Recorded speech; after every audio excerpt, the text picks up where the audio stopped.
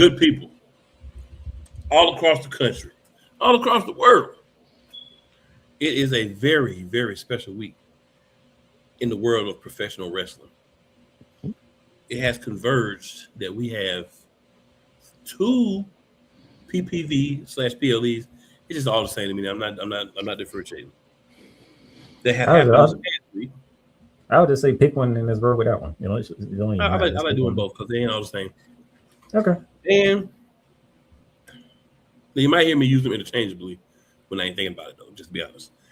Um, Fair enough. and we have the highlight to a lot of people, including my co-host, Mr.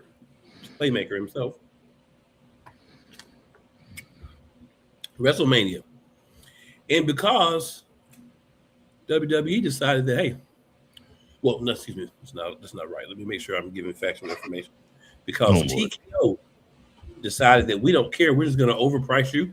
We're not going to lube you up, and we're just going to give it to you long, hard, and raw. And guess what? A lot of people said, even with lube, I don't like that, and I'm not doing it. So now they're still begging people to buy tickets. Yeah. And that's what they get Guess for what? price of the people out of the market. If you had listened to the model that Vincent Kennedy McMahon already had for you, and you know I don't say a lot of good things about Vince McMahon, but he never tried to take every dollar out your pocket for you to come enjoy WrestleMania. That's why it was always full. But guess what? If y'all don't figure something out this next week, that ain't gonna be full night 1 or 2. And guess what? That's gonna be a shame on the company, and that's gonna be a shame on the enjoyance of the show. But guess what? We'll get to that Cool, later. do me a favor. You can say TKO for me.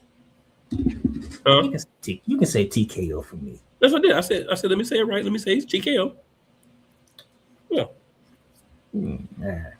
I have some words for TKO tonight. Oh, you have words for TKO. I was like, you can say TKO for me. I know I'm not the one who's usually the one that wants to go off on certain things, but tonight you can say that for me. If you like it, if you ain't ready, I love it. We'll get into it. But we also have our part-time host, Mr. Cole Johnson, on with us tonight. He can't call us a guest anymore, part-time host. Gentlemen, it's good to be amongst kings once again. Thank you for extending the platform to yours truly, and I'm looking forward to what we do discuss on the final week of WrestleMania prep. Absolutely. So, to get things started, Mr. Johnson, I'm gonna leave it up to you where you'd like to start it. We can start either with TNA Rebellion or we can start with AEW Dynasty. I'm going to leave it up to our part-time co-host. I guess we can go TNA first. So, yeah, let's talk about Rebellion first. All right, sir. So, I'm going to ask you this. What was your overall feeling on Rebellion? How did you feel top to bottom that the pay-per-view did?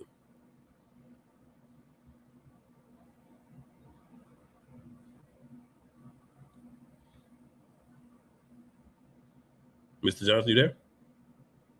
Yeah, I'm here. Is it just me? Mm.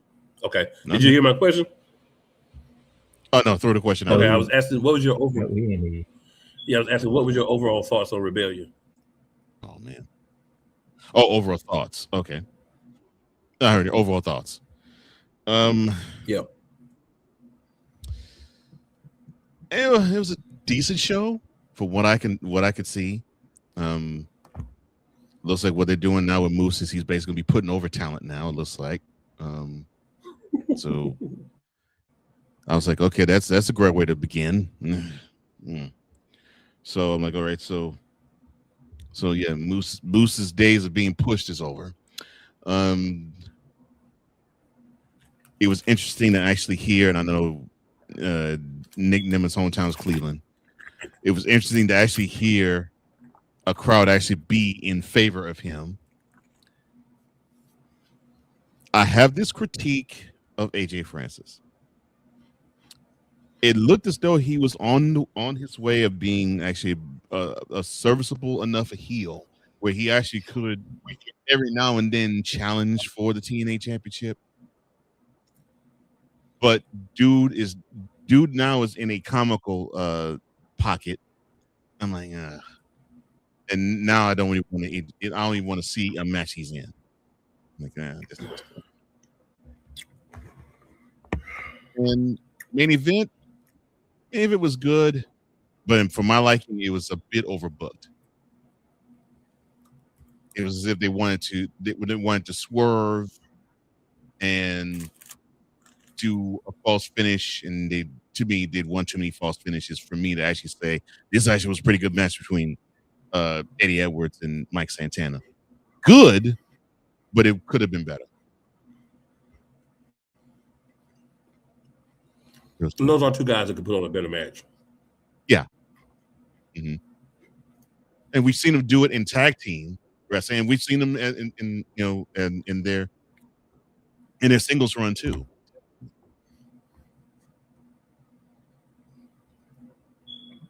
Oh yeah. So I'm gonna take a slightly different approach with Moose. He's definitely putting people over. I will not argue that with you. What I think they're doing is they're rebuilding him into the face of TNA. Because that's what he was considered before he joined the system. So I think what they're doing is they're having him help people to make sure that the system does not get all of the championships. And I think we're going to see one more good, strong run out of Moose before he go to WWE. Okay, if that's the case, that makes sense. Yeah. But I will say this. Cole Johnson could be 1,000% right, in which case I would be quite disappointed, but it wouldn't be the first time. Same. I'd be disappointed too. Yeah. I'm not saying that Cole Johnson ain't right. I'm just saying this is what I believe is happening. So we're going to see how that whole thing plays out. You know the interesting part it's just about a whole hot that mess of his own. You know the interesting part about this is I didn't think they was going to do it this way, but the fact that they did the whole video proof of Alicia Edwards turning her back on Moose. Oh, Alicia Edwards swerving Moose. Yeah. Quote unquote swerving Moose. I mean, like, not to be funny, but this was like the most obvious thing I've seen in pro wrestling in about 20 years. No, you knew she was going to turn on him. I was just like, okay, when is it going to happen? Yeah. I think they could have did a better job of revealing that. Definitely. So yeah, we look at it from that angle. You could at least saved it for. You could at least saved it for the weekly show, so you can build it. Save it for the weekly show. So you definitely ain't watching the weekly show. Talking about save something for the weekly show. You definitely ain't been watching the weekly show. I can't watch everything, I mean, they did it on the same. They did it on the same show. That's my point.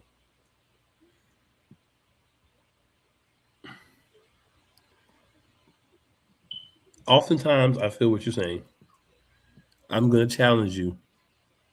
Go watch about whenever you have a little extra time. Go watch a few episodes of TNA Impact. And I think you will see that would not be something they want to do. I'm just going to say that. All right, so let's drop down the card. All right. We had, and this may not be 100% order, but we had Ryan Nemeth versus BD in a singles match. This is actually the Countdown to Rebellion. So you know how we do those. We tell you who won, and then we keep it moving. Ryan Nemeth won. He has a weird mustache, and that's about all that we need to know about Ryan Nemeth. Because let's be honest, we don't. Why is that dude more for us to even care? Why is that dude getting pushed? And it ain't because his brother's Nick. Well, he was on the pre-show. That's the best we can hope for. Good. All right, then we'll get to Cedric Alexander versus TNA X Division champion Leon Slater for the X Division championship. So I want to preface this by saying I apologize to my co-host. The reason why I want to apologize to my co-host is because he originally had the correct pick last week in Cedric Alexander, but I talked him into changing it, and I was wrong. So, my bad, Playmaker. You were correct. Cedric Alexander did win. This logic behind why he won makes sense in the long term, short term. It's kind of stupid, but whatever. So, basically,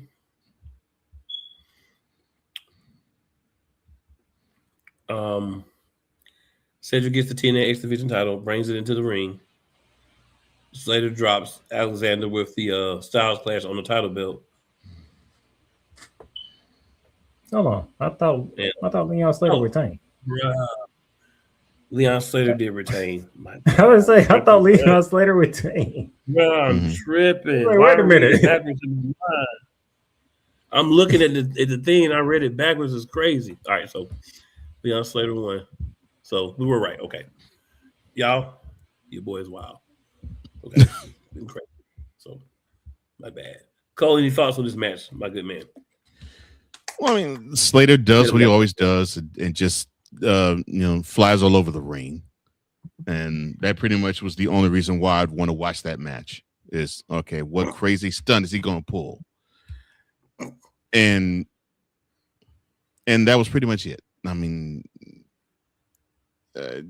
obviously, yeah. And obviously, he's having eyeballs looked at him as if he's like the perfect rival for Javon Evans.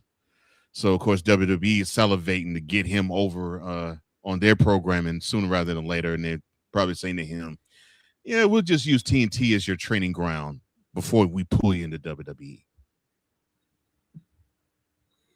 He's really not the perfect opponent for Javon Evans, but that's what they think. Next, we had Frankie Kazarian versus Elijah.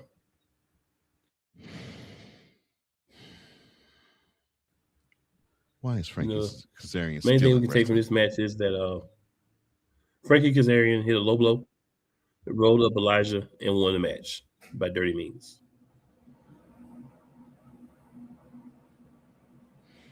Why is Frankie Kazarian still in wrestling? Frankie Kazarian just beat Elijah. Who knows, sir? Who knows? He was the future 20 years ago. Right. He's the past now. And I'm like, why is he as recently as this winter a TNA champion? I'm like, huh? Really? Because when you win at Feast or Fire, they have to try to find a way to get a championship on people now. Yeah, that's true. But that's just poor. Right? He just didn't have to win it. Right. He just didn't have to win it. Right. Right. Have him cash in and lose. That's what I was thinking. Oh boy. All right. So we got the injury report from the PLE. See how I mix it up, Playmaker? It just happens in my mind. The Hardys are both cleared despite being banged up from their tables match that they had on Impact. ODB and Mickey James were both cleared for the Hardcore Country match that they're having later. Stack suffered a black eye and nosebleed, but he's cleared. And then Eddie Edwards and Mike Santana have both been evaluated and cleared for in-ring competition. So everybody that was hurt gets to compete. Yay! All right. We had Moose versus Special Agent Zero in his first singles match. Special Agent Zero is one of the people from that little janky group that Mustafa Ali is in. Order 4.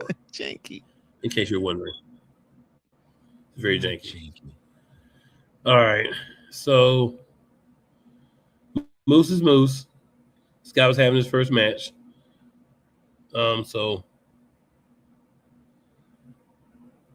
obviously Special Agent Zero has a win. Great hands interfere.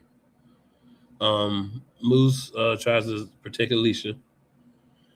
ends up getting choke bombed, spine first on the apron, gets rolled into the ring, gets another choke bomb, and then gets beaten. So part of the plan we'll find out is that Moose losing is part of the plan. Mm-hmm.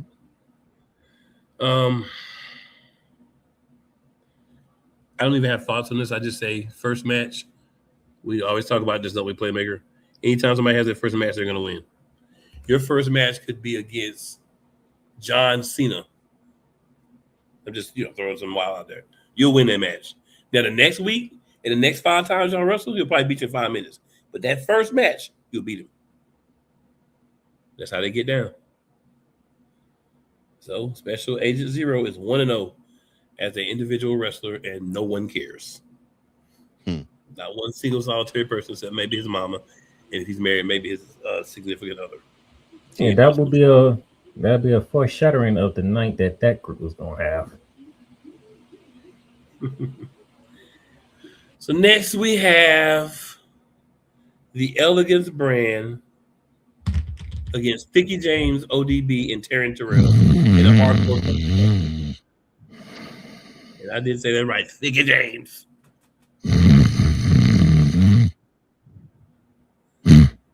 Cole does have the correct response.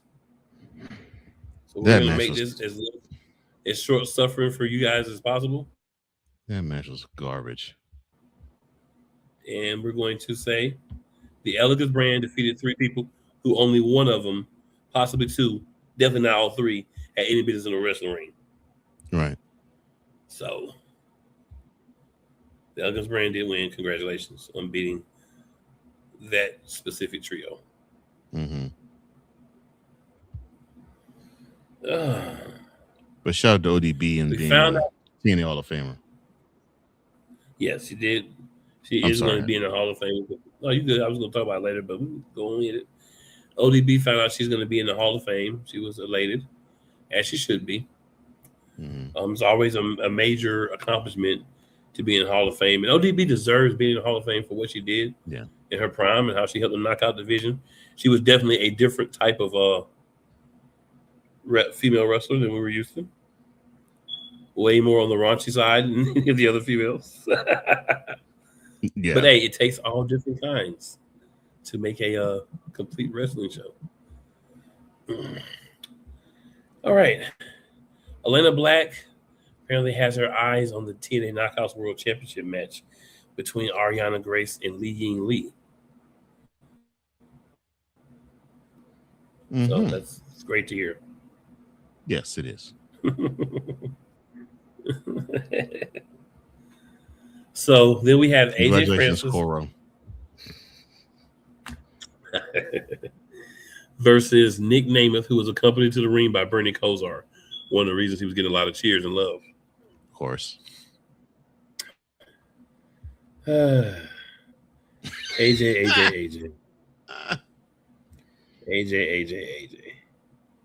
That's all I can really say. He's great. He's a great comical foil.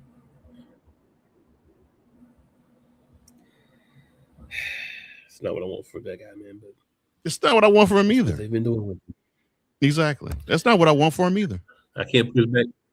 Look, I can't push back at all of this one. I mean, you nailed this one straight on the head, bro. They got my man comic relief. Yeah. Right.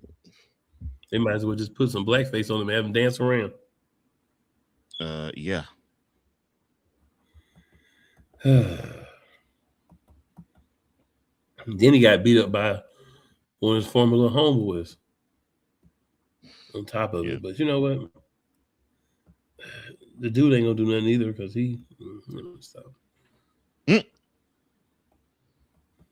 Just ain't even missing his name. There's a purpose for that. We gonna know who he is in a few months anyway. He'll be a jobber on NXT. Probably. All right, so Nick Namath, of course, won the match because the hometown and Bernie Kosar was associated with him. Right. You can tell a little bit of the chippiness in my voice. That's their purpose. They're not happy. TNA Knockouts World Championship match. Ariana Grace against Li Ying Lee And then Zia Brookside was there with Lee Ying Lee. I always wonder if you have somebody with you on a ringside, are they going to screw you out of the championship? Mm-hmm. And that's exactly what happened. That's what happened. Mm-hmm. So this was actually a pretty decent match, Cole. Any thoughts on this?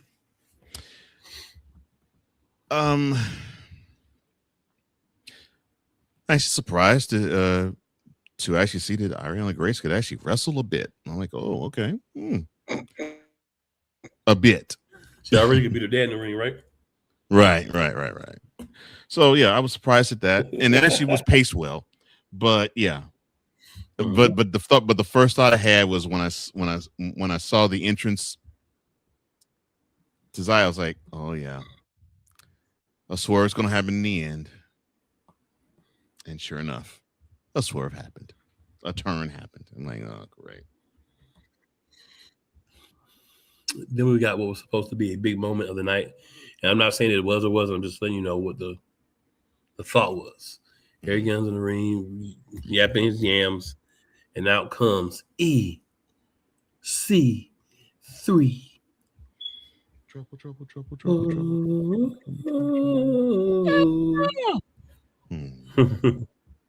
For the first time in 9 years, and he's going to wrestle Eric Young on Impact Thursday night. That's an Impact match, Playmaker. You'll watch a couple of episodes of Impact on AMC, and you'll understand what I'm talking about. That's an Impact match. No comment. All right, TNA International Championship match. In the International Championship match, we've got the one Radical. They got kicked out of AEW for previous comments before he even got to wrestle. And Trey Miguel against Mustafa Ali, who runs Order 4. I don't know which one is the bigger blemish on their career, but there's that. Yeah, good point. Great match. I think one of the better matches. Of course, Mustafa Ali won the match. He's got a whole group out there, and Buddy was by himself. Great hands, slammed him in the head, and then he got Swanton for 450 to lose his championship. We see Lee Ying Lee after the match backstage, devastated. Lee Ying Lee, let me say this to you. I hadn't picked a favorite TNA knockout yet, but you can be my favorite TNA knockout. I can comfort you, Lee Ying Lee, for sure.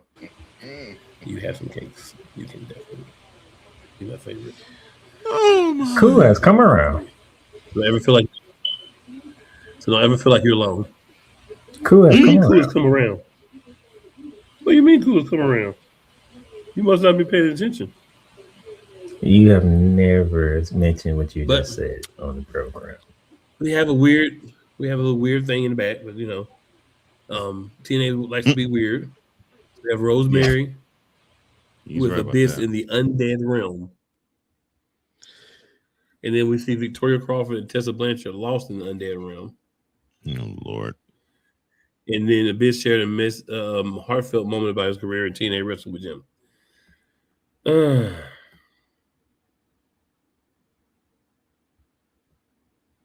This. You have to watch it. So I'm just going to say that. All right. TNA World Tag Team Championship match. We have the Hardys, who are old. What would Roman say? They're old. And They're very old. Beat up versus the fresh system of Bear Bronson and Brian Myers for the World Tag Team Champions. And I want to say this. If I'm Brian Myers, thinking to myself, I should at least be number 2. Definitely. Right? No question. I orchestrated a coup to put Moose out, and I'm still in the tag team division. That should be a problem. Let's throw it out there. But I get why they paired the two of them. The story is Myers trained up Bronson, and they have a relationship that's tighter than everyone else in the system. I get that, but I 100% agree with you. Don't get me started. We don't have the time for me to get started. So of course, with all the things going against him, Matthias and Jeffrey Nero lost their championships to Bear Bronson and Brian Myers. That's his middle name. So congratulations to the system. Wow. Okay. I know Jeff's Nero is Nero, but I didn't know what Matthias. Okay. No, that was just me being foolish. Oh, okay. Yeah, that's just me foolish. Yeah.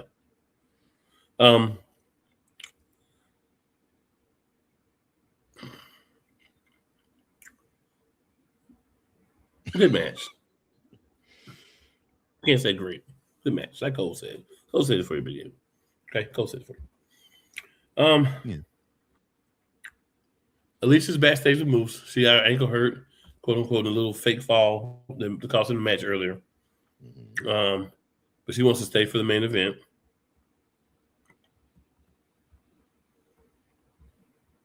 And speaking of the main event, we'll do this real fast. Mike Santana, Eddie Edwards, good match, not great. I've seen both of them perform way better. I expected more of them together. Agreed. The whole way that Moose broke what he found out about was really janky and convoluted. But whatever. At the end of the day, instead of getting all the championships, they only got the tag team championships. Even though I tried to get them a belt, they didn't win earlier. And Alicia's been exposed. So we're going to be through with that nonsense. So all in all, I said TNA did us a service. But not a great pay-per-view at all. Not a garbage one, but not a great one. Garbage. Nothing. It wasn't garbage. Nothing I agree. memorable happened. Yeah. There's nothing on this pay-per-view that made me feel memorable. No. All right. And the two moments that were supposed to make it memorable, I agree with you. It was it's unfortunate. Yeah. So we're gonna head over to Dynasty. AEW Dynasty.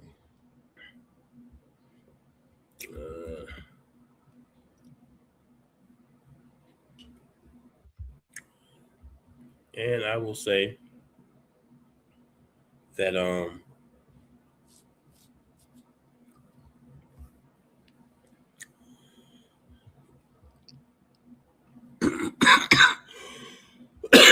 excuse me, y'all. Try to get to me a little bit here.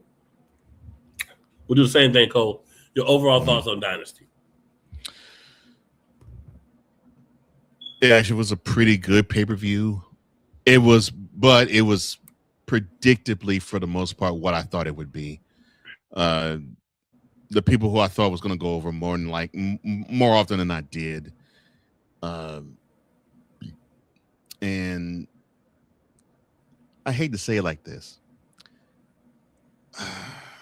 So of course you have Revolution, which is considered a bigger pay-per-view, and you have Double or Nothing, which is considered their SummerSlam, which is next month. And so Dynasty sandwiched in between them. It basically was a pay-per-view that just advanced stories, and it did a good job of that. But in terms of, wow, that was a great pay-per-view type of feel, maybe the main event, but outside of that, not really. But it was good. It was a good show all around.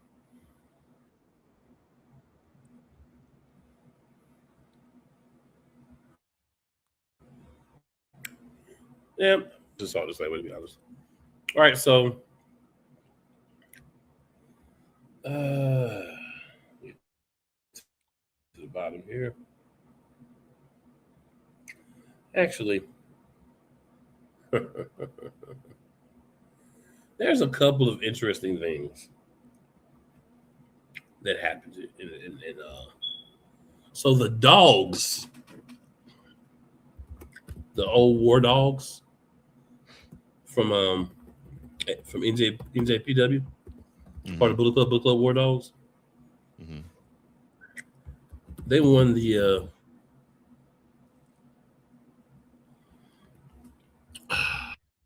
6-man. Have to make sure I say it right. No, the trios championships. That's what they call them. Yeah. Have to make sure I say it right because people changed from company to company. Right. So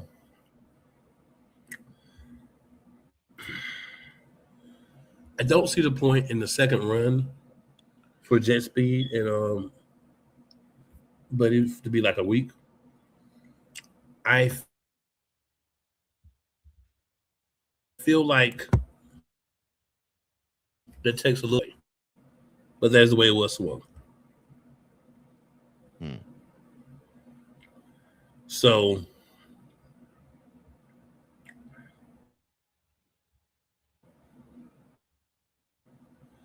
I mean, it's got to be part of a bigger storyline. Hopefully. Disrespectfully. And I think that's all I got to say about it. Anything you want to add about that whole thing? Go. My issue with the trios title. Not worth your time, sir? That's not really. I mean, my issue with that is they don't really have a hardcore plan with it. So it's like, it's almost to the point of why even create the titles in the first place. And this sort of feels thrown together yet again. That's the feeling I got. Story with them is non-existent. I completely agree with that part. And anybody tries to tell me it's great storytelling, I just want to know whatever it is that you've been drinking, or snorting, or sniffing, or smoking, because you're not in a normal state of mind if you have a belief that was planned out at all. So yeah, I'm not too pleased about that. Not too pleased about that at all. Mm-hmm. All right, let's do these matches here. So you had Marina Shafir against Alex Windsor. Alex Windsor won. Then we had Camille against Big Ann. Camille won in a minute and 30 seconds. That was your pre-show. Oh, Lord. All right, get to the regular card. Lord. We already talked about the dogs and the other guys that mean nothing. Mm-hmm. Right. So now we can get to Jack Perry versus Mark Davis for the AEW national title match. Mark Davis has been in every title match and has yet to win anything. But he be in the matches, but yet to win anything. He has as many title wins in AEW as I do. But he's always right there. So Jack Perry won to keep the title. So which is booked a lot better than the men's trios championships is the women's tag team championships. Megan Bain and Lena Cross. And I want to bust this down on two different levels. As athletes, you can't convince me that Megan Bain and Lena Cross can beat almost everybody on this roster. And for a sumptuousness factor, you can't convince me that Megan Bain and Lena Cross were the right people to win. You don't get an argument on me. Sumptuous factors are very important. Mm-hmm. Because my thinking with Megan Bain. All right, then we had a tag team match, which we learned about. Oh, go ahead, sir. I was gonna say my thing with Megan Bain is put together the right program when you're gonna slide her the TNA Women's Championship, because she's gonna deserve to have it, but put a good program on so she could demolish everybody in her wake, because that's must-see television.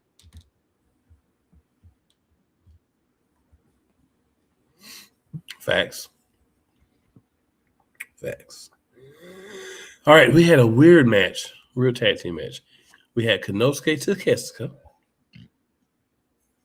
Oh yeah, and teaming up with Kazuchika Okada per the orders of Don Callis to face the Young Bucks. These two guys hate each other's guts. Mm-hmm. So I don't see the purpose of putting two guys that hate each other's guts in a tag team match together and saying you're going to work it out. Not only did they do that, see how questionable, illogically placed this whole thing was. If they win the match, Takeshita gets a shot at Kazuchika Okada's title. Don Callis, there must be some good stuff you had too. You must be hanging out with Tony Khan. So, of course, Takeshita turned his back on his tag team partner and lost the match. He walked off. He could care less. Right. So, Young Bucks won 21-minute match. What's great about it is I thought the match was going to be 30 minutes. So they fooled me. All right, then we only had 10 matches on the main card, too. So kudos to Tony Khan. We usually have about 12 to 15. Right. So kudos. Yeah. He must be sneak watching the show. Hope so. So Chris Jericho versus Ricochet with Gates of Agony. About guys getting back, normally winning the match.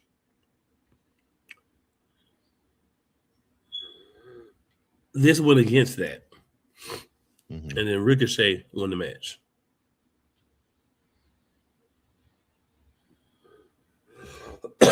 Obviously, having the two other people out there made a big difference. And you could explain that by saying, it's basically 3-on-1 match because he was getting help from those guys the entirety of the match.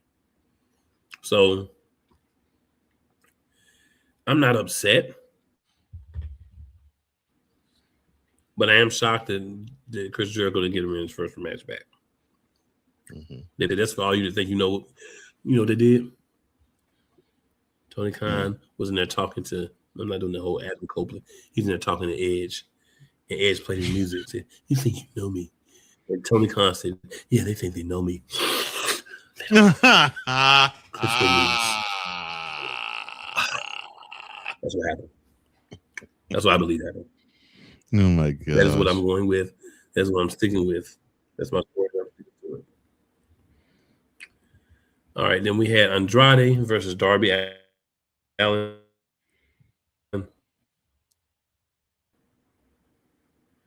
I'm going to go ahead and say with 10 minutes. So Andrade is supposed to be a main eventer in AEW. He does not win into the level of the main eventer. Andrade offered Darby a handshake and then raised his arm after the match. So Andrade and Takeshita might get jumped out of the Don Callis family on Wednesday. We'll see. So Andrade is going to be circling the drain. Then we had FTR, Dax Harwood, and Cash Wheeler. Oh, go ahead, sir. I said, so that means Andrade is going to be circling the drain. Right. And then we had FTR against Cope and, excuse me, the T-shirt says Cage and Cope. Right.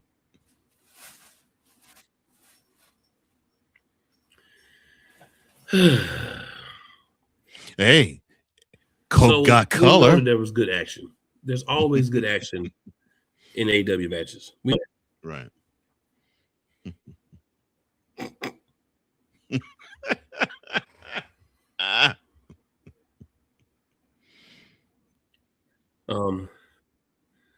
Dax and Cash gave up that shatter machine and won that match in 21 minutes, keeping their AEW tag team titles.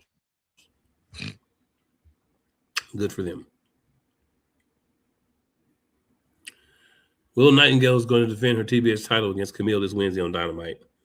Awesome. Casino Gauntlet Battle Royal, TNT title match. So they're doing the TNT title in the Casino Gauntlet Battle Royal. I won't be sucked into that nonsense. Kevin Knight won. He's now the TNT champion. Congratulations, Mr. Knight. But they had to do that because the champion got hurt and couldn't defend the title. So I understand why they did it. So Kevin Knight is now your champion. Mm-hmm. It was a good match, but the one thing I always say about AEW, you're always going to get good matches. Right.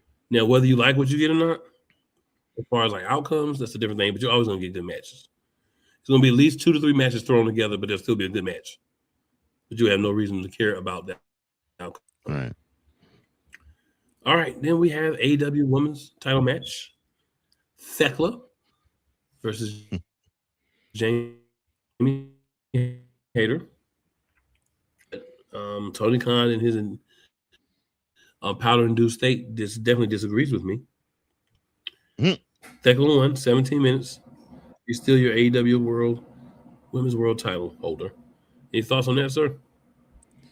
I have to admit, Tekla's grown on me a little, but it's a shame that Jamie Hayter has become such an afterthought after being considered one of the top talents in the women's division there. Now you don't really think of her much at all, except for she's a good talent to throw at the women's world champion and she can job to them. Yeah. But Tekla, yeah, she's growing on me. I'm starting to really like her. Ain't that crazy? Mm-hmm. The thing she do is job. Ain't that crazy? Yeah. Yeah, and this was, and she had a lengthy run with the knockout with the women's world championship. You would think she would be held in higher esteem, but nope. Mm-mm.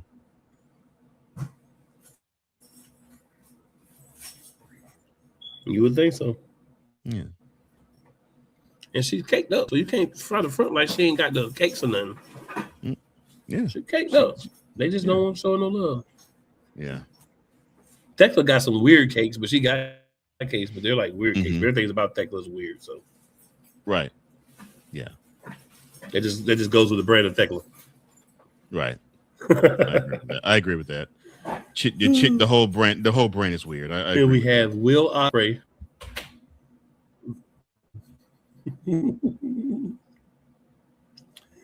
Yeah, Will Ospreay versus John Moxley. I'm about to say AT&T. Lord. AEW Continental title.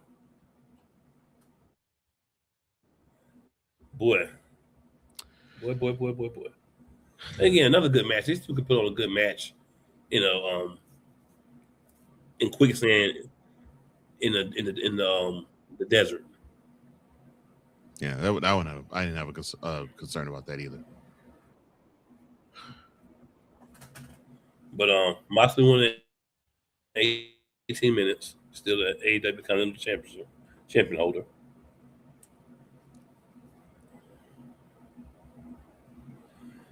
They had an interview backstage with Darby Allin.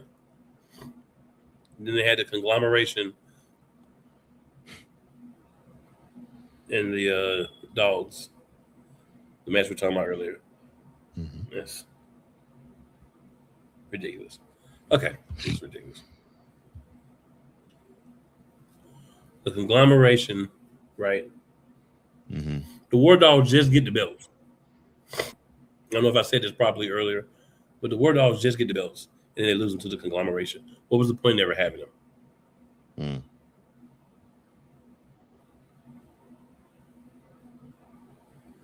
And as Cole so effortlessly put it, they clearly do not care about the Trios Championships. The Trios Championships should look in the mirror and start singing Michael Jackson. All I gotta say is that they don't really care about us. 100. Because that's how they treat y'all. All right, MJF versus Kenny Omega, AEW World title match. After all the back and forth and the chicanery and buffoonery,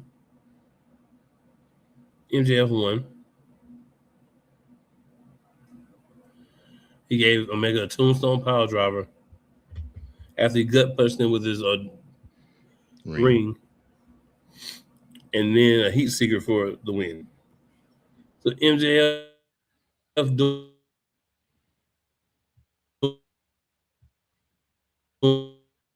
exactly. I've been disappointed in him. As Cole said, and if you want to add anything, feel free to, sir. As Cole said, I enjoyed what I got. It was obviously setting up for next month, so it was kind of one of those.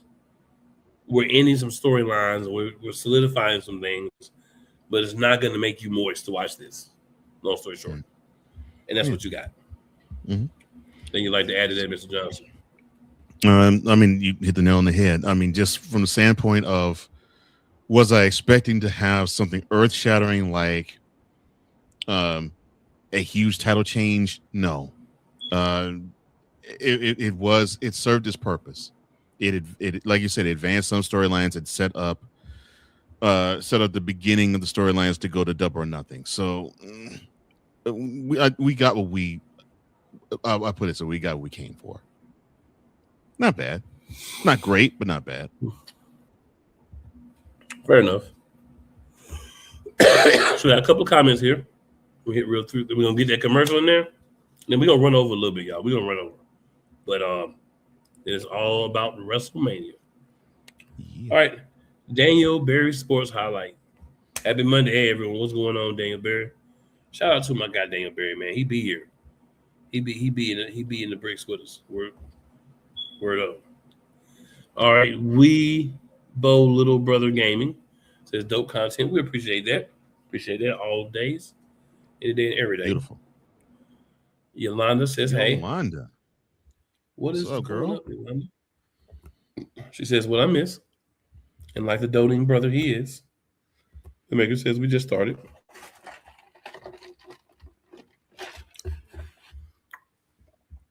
Then at VLock83, I'm unfortunately not going to be able to do the sound effect today, but maybe this once my boy, Mr. Cole Johnson, can hit it for me. All right. The man who's known as Fricola.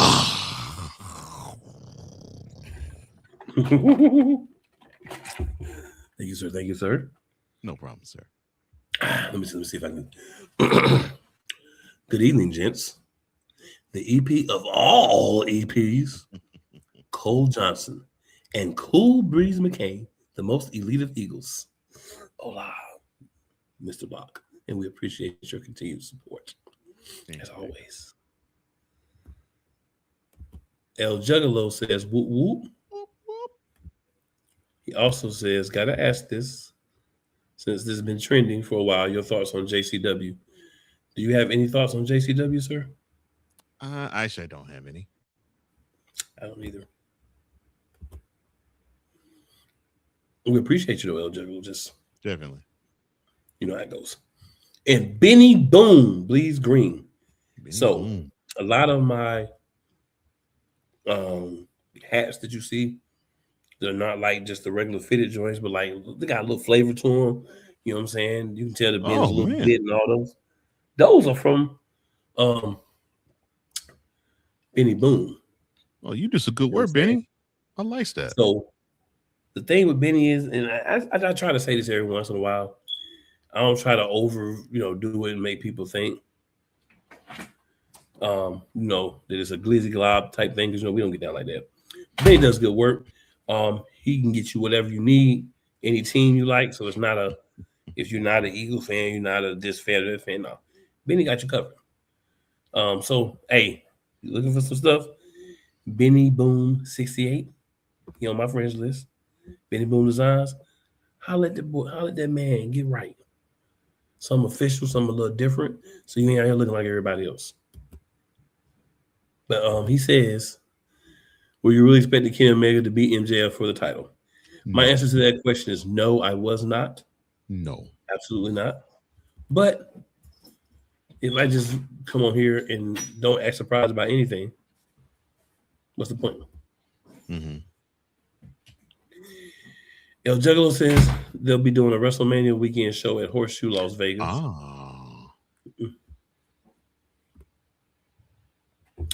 He says it would be called Stranglemania, Viva Las Violence. That seems to be something that I think lower promotions have been doing, running a show on WrestleMania weekend in the same city. You know what? It kind of makes sense because WrestleMania gonna be $5 million, Right. I'm about to say, and that would be a whole lot more affordable. and your third finger just to do that. Right. But yeah, so good people. We appreciate everybody tapping in, everybody looking. We're Thank about to hit these commercials real quick. We're gonna come back. Ride with us. We're getting into that WrestleMania preview. I know y'all ready for it. Y'all know y'all ready for Playmaker. Playmaker went off camera for a bit so he could save up his energies just for this. And yes, I did say his energies. Energies. His energies. All right, good people. Let's get it.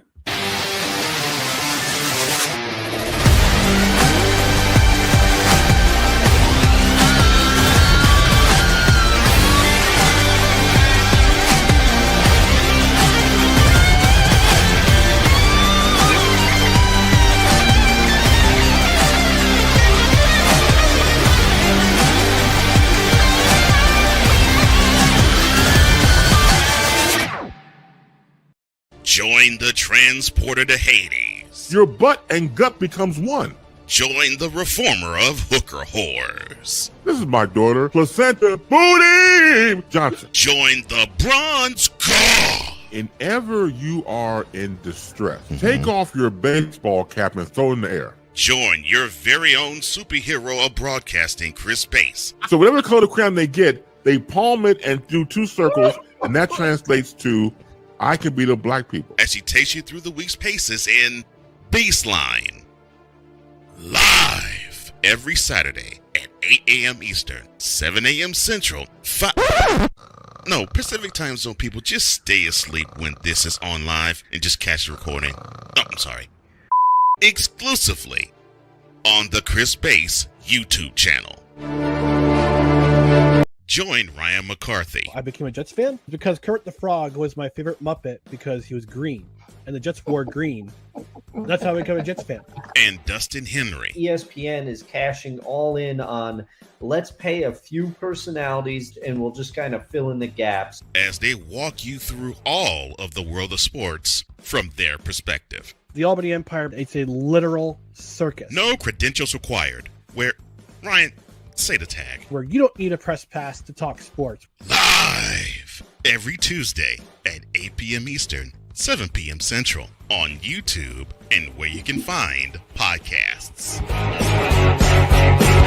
Whether it's the men's college game, the way that this season has been going, anything is possible. The women's college game, And how passionate Ancient Reef was at that press conference, they got their mojo now. The WNBA, AJ Wilson on Twitter 1 and 2, followed by Brittany Griner, Aaliyah Boston, Jackie Young, or the NBA. The Lakers had a 0.8 chance of winning. And then what happened in the fourth quarter? LeBron James by himself outdid the Clippers. You will get any and all of the information right at your fingertips or your earlobes.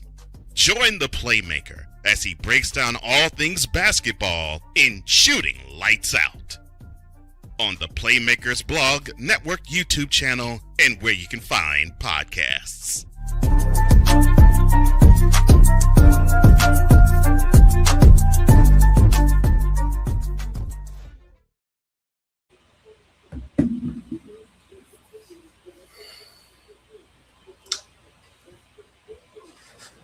Ladies and gentlemen, the week is here. It is WrestleMania week. We all know what's happening. We know the card.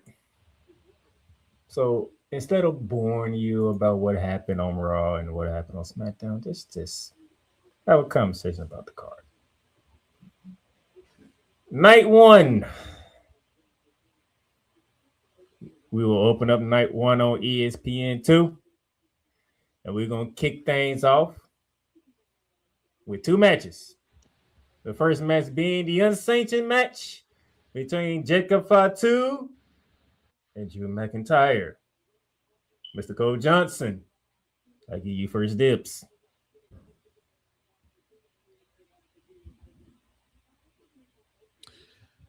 I have loved the build to this, and it's been a slow burn for the build because really they've been doing this ever since January, and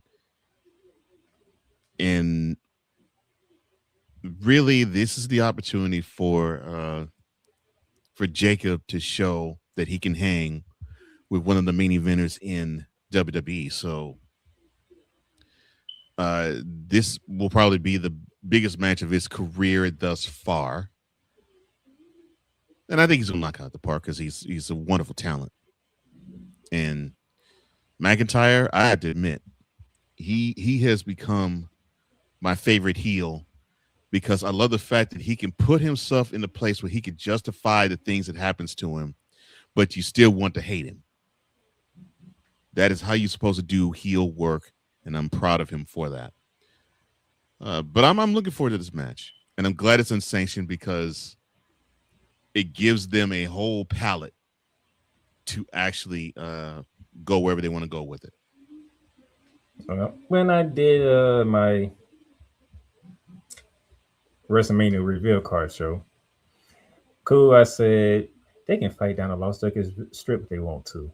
If they want to, they can go into one of the mini casinos and continue to fight there, as long as they get it back to Allegiant Stadium and finish the match. So, Boom Kane, unsanctioned, for free on ESPN2.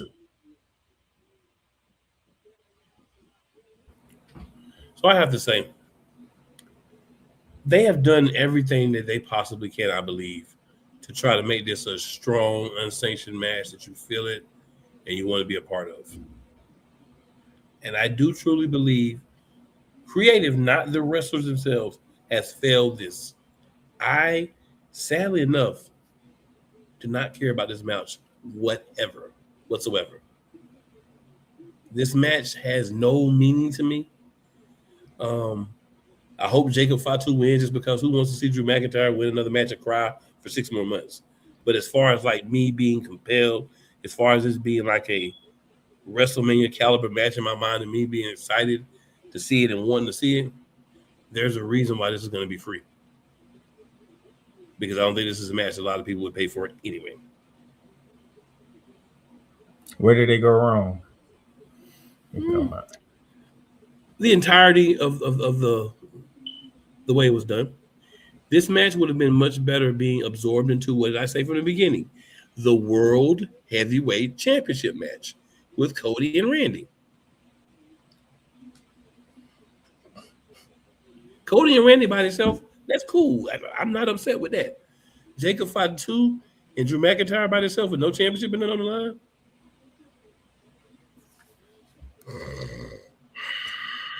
Like, we have mentioned that. We have said that way before they even did the build to WrestleMania. We have said, give us a fatal four-way for the undisputed title.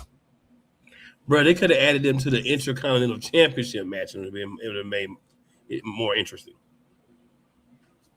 Just saying. All right. Co-host is uninterested.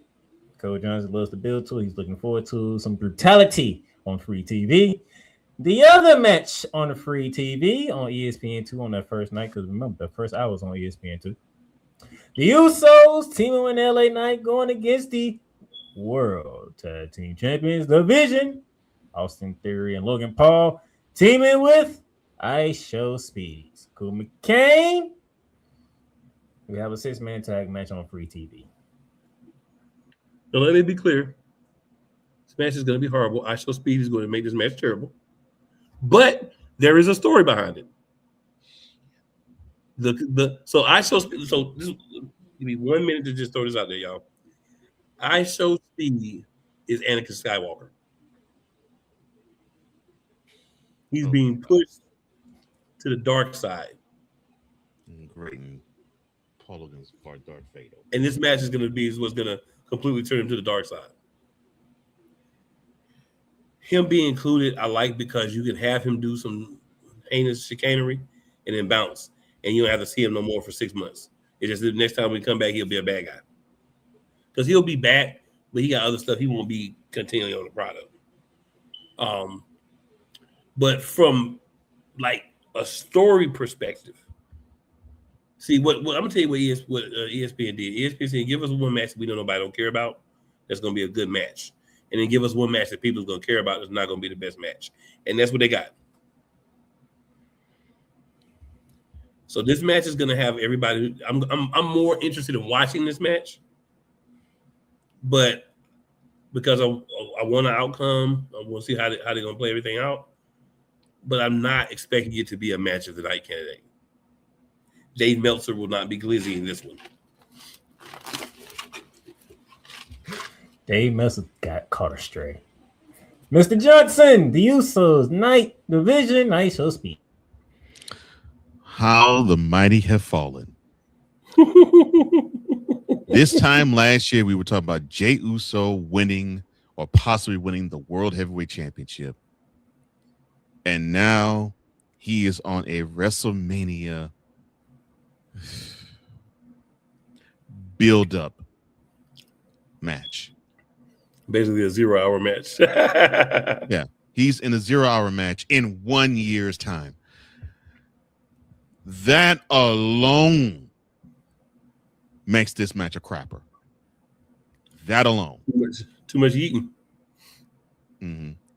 That alone makes this match a crapper. Then you have LA Knight, who unfortunately he's been making too many botches and too many enemies backstage, and he too has made this match a crapper. But the crapper of all crappers goes to iShow Speed. Now, if he actually had some talent, I mean some wrestling talent, But then Cole, I would say he can jump. Yeah, he can jump, and he knows how to take a spear. You know, that much we don't, but that much we know. If he showed any talent, like talent, half of which that Logan Paul would, then I would be a little more entertained and a little more intrigued. Interesting fact. He's been working behind the scenes, and he's been working with Randy Orton. So we don't know what he can do in the ring. Well, we said the same thing about Travis Scott last year. Where is he? See, the difference between Travis Scott and ISO Speed actually takes the bumps. I spit hot fire. I will still maintain that. That man let LA Knight come to his home and throw him through a TV. I will still maintain that. My statement still stands. They were talking all. They don't know yet. They were talking all that about Travis Scott. He busts Cody's eardrum in Elimination Chamber. He takes a crossroads at WrestleMania, and that was the last we saw of him. But here's the question I want to ask both of y'all, because you're talking about iShow Speed. Remember, he was cursed by Danhausen. Oh Lord, this curse. So that has to play a part in this match, right? Where does? And this is why I'm saying this is a crapper of a match. That there too. But I'm saying it does have some story. But I completely agree with you. It's going to be a crapper of a match. Yeah, it has story, but this is a bathroom break at 0 hour. How is this possible? I'm like, oh my gosh. Okay, so we'll see iShow Speed be a speed bump. Austin Theory will get some of his moves in. We'll see Logan Paul do a frog splash and bring his knucks and punch somebody out. We'll see the Usos do the tag team moves, and we'll see LA Knight botch his elbow on the top rope. Yeah. Oh, and then we'll end the match with having the whole crowd of Legion Stadium yeet into the main portion of night 1 of WrestleMania. There you go. Are we still eating? Because we ain't been no eating in some weeks. Well, I was told that the Usos were getting new music backstage. Which was a bad idea. Yeah, backstage. Backstage they saw it was so they went back to that. So like, okay. All they gotta do is go use some penitentiary music. That's basically what it is. It just when they broke up, they just had Jay do another recording. I personally like it better, personally. So Benny Boone Bleeds Green says, time for Jacob to step up his game. 100. Yolanda says, that's why it's free. Talking about the Jacob Fatu Drew McIntyre match. Then she says, darn, I was typing that cool. My bad, Yolanda. You know, That's sometimes 2 weeks. That's 2 weeks in a row. That was me last week, and it is him today. So Yolanda says, I'm not excited about night 1 like night 2. And Yolanda says, I'm not excited about that match either. Yeah. The thing is, like, someone's more excited. You always had a bunch of good matches, right? At least a good story and an okay match. We're gonna have some of these that are bad stories, and I don't think the match is gonna be good. And we're gonna start off with 1 or 2 that might fall into at least one of those categories.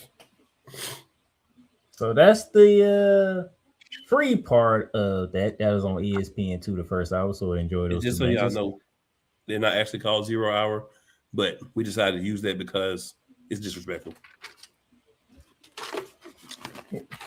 The ESPN2. So those of you who want to say you're gonna get some brutality between Drew McIntyre and Jacob Fatu. How brutal it's gonna be depends on them too. And I don't think it's gonna be as brutal as people think.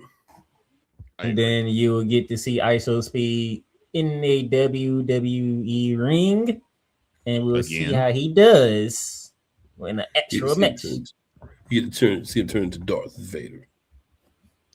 And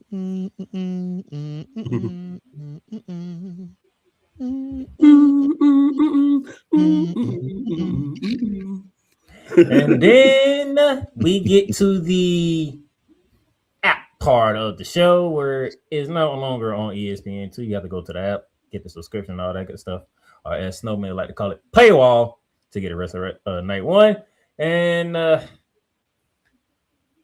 we're going to start off with one of the heavyweight titles.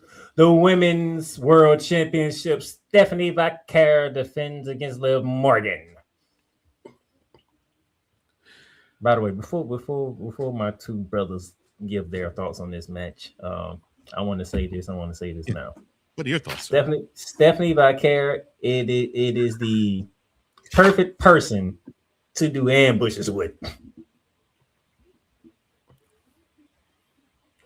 When she does ambushes, you don't see her coming. All thing you see is the impact. She don't bull either. That's how you do ambushes. We can't see you coming. The only thing we know is the person we was looking at on that screen is getting beat up already. That's how you do ambushes. All right, Mr. Johnson. Our first title match, one of our 1, 2, 3, 4 title matches on night 1, the Women's World Championship. The physicality is what I'm actually liking a lot about this match. I'm liking the fact that both the women are basically saying, lay them in. We want to make this as real as we possibly can to make us think, wow, these two chicks hate each other. I love that physicality. Liv is put in a position where, all right, if you think that you are one of the best women in the game, here's one of the prime spots where you could be. First match, first real match, because the two that precedes it really doesn't count in my opinion. The first real match in WrestleMania. Normally, I think the 4 coveted spots to me are the first match in night 1, first match in night 2, and the main events of both nights. So you have Liv in that spot. And I already believe Stephanie already earned that spot because name a bad match she's had since she's even been in WWE, let alone the stuff she did before she got here. So I'm loving the physicality, and I think that is what sold me. So I'm like, okay, cool. They didn't really have much to do with each other before. Now I'm into it because I want to see these two beat each other down. And that will have more physicality to me than the Fatu McIntyre match that will precede it an hour before. But yeah, I'm looking forward to that one, really. That's one of the matches I've been looking forward to. that one. Cool. We've been looking forward. This is one of the matches we've been looking forward to. We get it night one. So I do want to address Yolanda's comment. They have darn near all the women's matches on night one. Night one. It is trash. Yeah, but it's true. True trash. It's trash. It should be spread out. But I will say this. I think it's going to be a good match, and I will say this. Paul, TKO, Dwayne Johnson, whoever the fudge else is part of this process, if we don't get 2 Devil's Kisses, there's going to be a problem. Hey, he won't 2. Whoever wins the match is whatever. Y'all, that's the foolishness. That's the tomfoolery. I expect to see double Devil's Kisses. This is WrestleMania. I don't care if one's to live and one's to win the other little chickies, but I need 2 Devil's Kisses. That is my request for this match.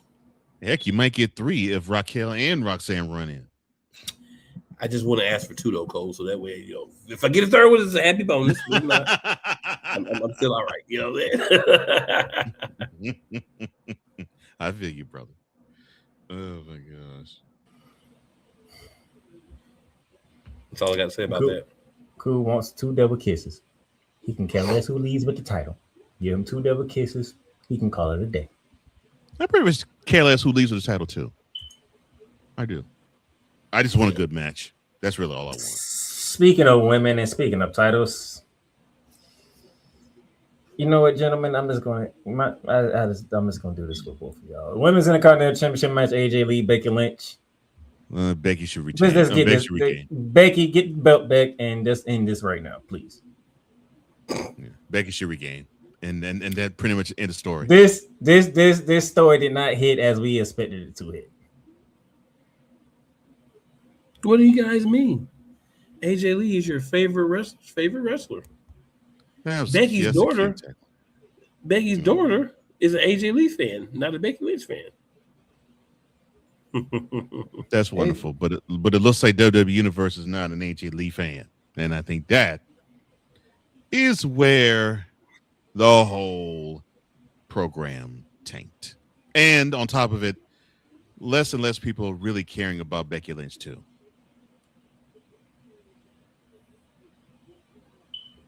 So I'm sorry. Yeah. And I'm not the one who's saying it, Becky. There's many people who are saying it. My man Playmaker saying it. My man Cool is saying it. Many other people saying that we don't really give a crap about you, Becky Lynch.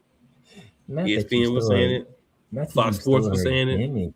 With it. Oh my gosh. Not that he stole the gimmick with it. Jeez. I wish I could say more about this. I wish I could just toss it to both of them like I did with the other matches, but there's no point. It's not working. It's just not. But something that is interesting, and it didn't really have no build to it. Seth Rollins versus Gunther.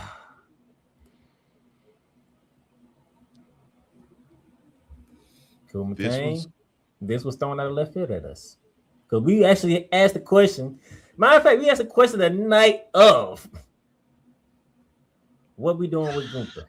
And then sure enough, he comes out of nowhere and puts Seth Rollins to sleep.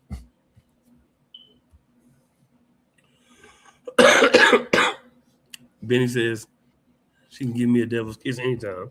That's every man on the planet Earth right now. And every man on the planet has one response for that, sir. And we might get in trouble for this. But you know what? Sometimes it doesn't even matter. And poor Matt Bourne, he gets it every night. But that's besides the point. Yes! Yes! Yes! So I'll throw that out there. And Benny, this was just for you. Oh, my brother, Oh, my brother, testify. So yeah, well, make sure we get those 2 out for that one. Definitely one of my comments of the night.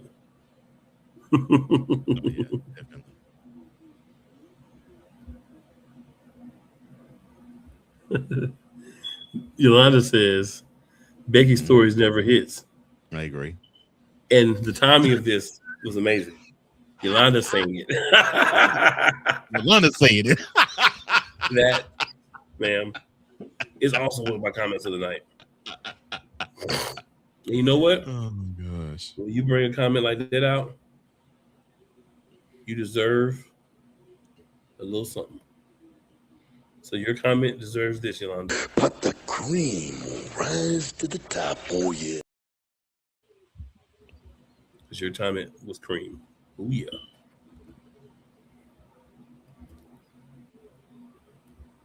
Cream rises to the top. That's still one of my favorite promos of all time. And then she also says, why Gunther not fight Ray is my question. He's cleared, but in the ladder match. So Must have been cleared late. That's what I'm thinking. Well, what I heard is he refused to have his last match at WrestleMania. And he does not want anyone to retire him but his son. I'm smelling the two of them going there in SummerSlam. Okay. That's just what's going around. Okay. All right. What was the original question, Playmaker? My bad. Oh, Gunther Rollins. Yeah, thank you, sir. So we talk about no building. We talk about how WWE is strong on story. Not here. This is a weaker story than Drew and Jacob Fatu. I can 100% tell you that this will be the match where I'll be refilling my drink, going to the bathroom, replenishing whatever snacks I'm having, clowning a little bit, checking my phone, because you have done nothing to pull me into the story. And if you can't pull me into the story, I don't care about the match.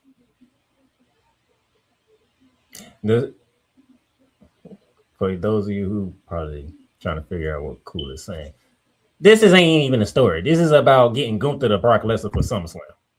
Basically. And he's gonna and Paul's gonna owe him a favor. And that's the favor. You're gonna owe me, Paul, yeah.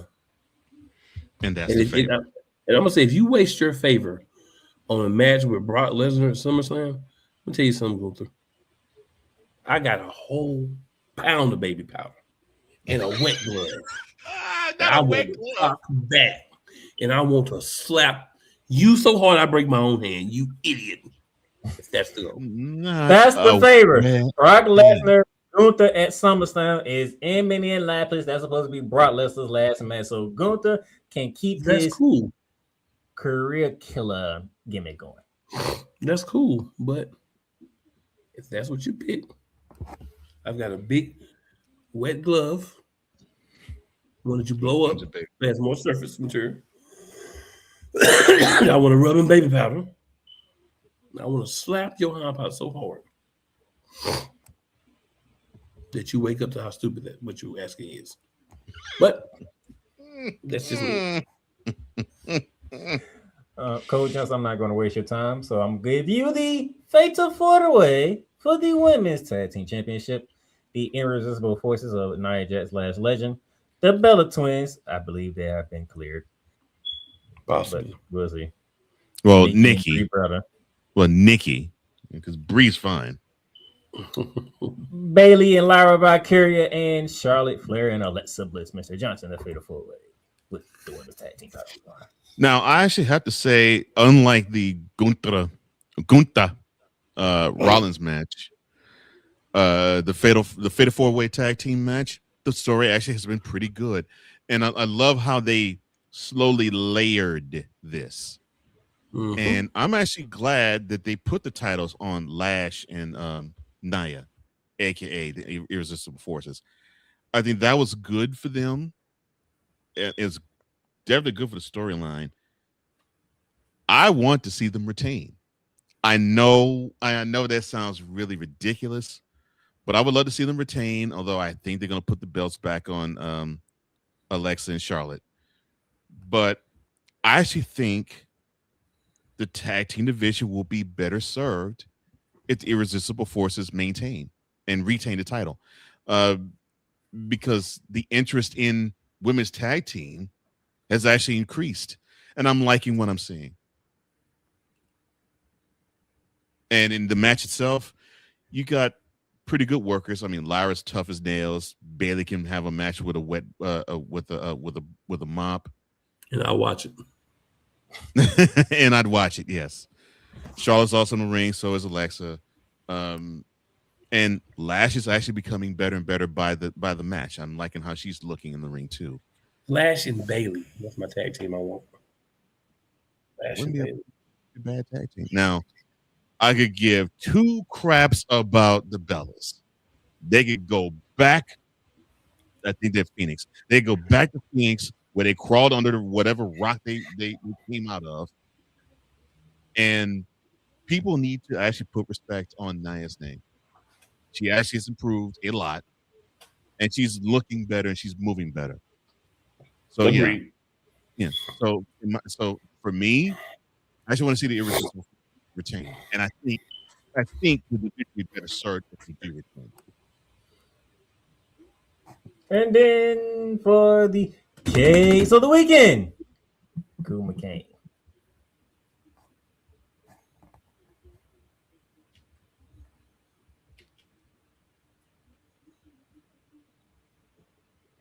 Yes, sir.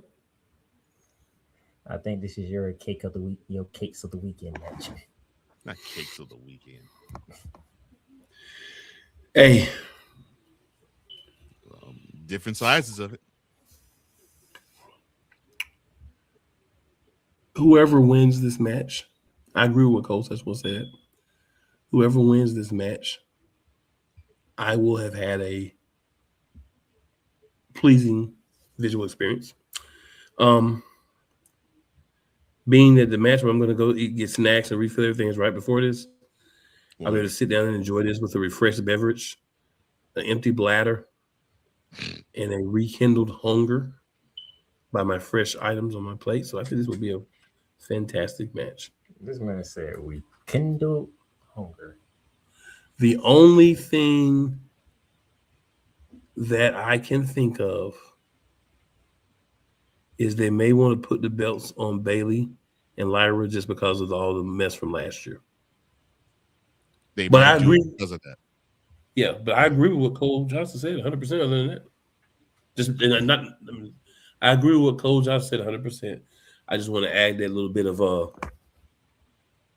thoughts in there. And I wouldn't be mad if they do, but I think the division would be better served if Lash and Nia retain. Absolutely. And this match has 6 set of solid cakes at different levels. Mm-hmm. And then the other 2. You can look, but you can't touch. But I don't want to touch him anyway. Go. What am I going to touch? Unless you're talking about up top, because ain't no touching down bottom. I don't want to touch the top neither. That man said the 6 layers of different cakes and then the other 2. And he's 100% correct. You can look, but you can't touch. I don't even want to look, heifers. Get off the screen. And then we get to the main event of night 1. WWE Undisputed Championship. Cody Rhodes defending the title against Randy Orton with Pat McAfee in his corner. And the way things looking, Jay Rhodes will probably be in Cody Rhodes' corner. Go McCain, this is your boy. He's back at WrestleMania. He's back in the main event, and he's back defending the title. So I'm tired of my boy. Before he won last year before last, whenever, I said I'm going to get tired of him because WWE does not know TKO how to give you a reasonable amount of someone. They know how to give you more than what you want. Right? I'm a Cody guy. Cody's my guy. You know, I lost my dad. He never got to see me do the podcast and do the things that I've been successful in. So I get it from a personal level. A lot of people don't. But you're throwing him on TV too much and you're making me not want to see his face. I can honestly say this, and this is crazy, but I hope Randy destroys him and gets his 15th title reign. I do. I honestly do. I want Randy to take him out. Cody's my guy, and I will be happy when he makes his return in a few months. Go home and hang out with the wife and kids, QB1. Just get him out of here for a while. Let's get him out of here on a stretcher, bloodied, just destroyed. And Jelly Roll, unfortunately, my boy, as one of the only wrestlers that have really done anything as far as ring work that we've seen get better, you had to go with him because you're throwing yourself in that corner. Everybody in the corner got to get it. Randy, save us. Yolanda says, I agree with you 100%, Cole. Thank you, Yolanda. And then Benny Boom says, I'm tired of Cody holding the belt. Mr. Johnson, the main event of night one.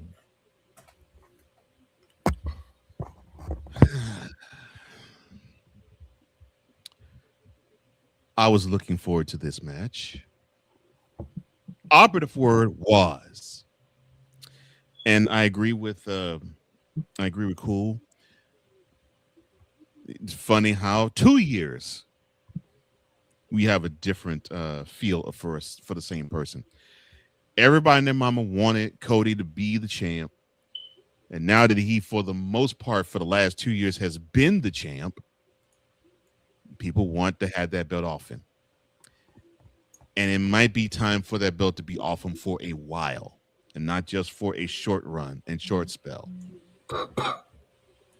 I was 100% on board with Orton having the title, and I think he probably will win the title.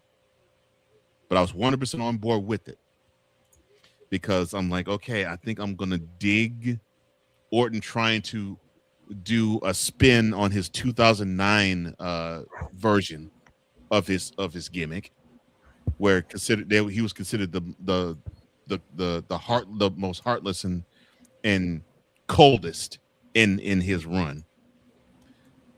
I was happy to see that until we saw Pat McAfee get in on this program with that idiot. I would love to have somebody come into the picture and punt McAfee's head off his body.